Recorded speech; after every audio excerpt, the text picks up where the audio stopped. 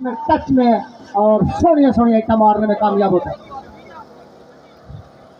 यहाँ मेहर का बिल्कुल थोड़ी उम्र में और तलीम के मैदान में भी बिल्कुल इसी तरह जैसे क्रिकेटर अच्छे हैं और ये बहुत कम होता है कि क्रिकेटर अच्छा हो और तलीम भी अच्छी हो, लेकिन ये दोनों इस मामले लगातार।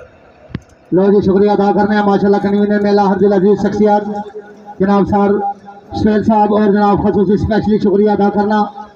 अडार बरादरान माशाल्लाह जिंदाबाद। उमर अडार साहब फ्राम रईस सफेल, उनकी तरफ से ऐलान है कि जनाब मियाँ उमर साहब अगर और में 2 विकेट हासिल करते हैं तो मेरे इन तीनों मेहमानों की तरफ जनाब 500 रुपये के हकदार, और अगर बैट्समैन अगर लगातार 2 छक्के लगाए तो जनाब उसके लिए भी स्पेशली इनाम 3 लगातार छक्कों लगाने पर मेरे 3 मेहमानों की तरफ से इंशाल्लाह कैश प्राइज। वाह सुहेल साहब, ये नहीं कि पहली लीग जितनी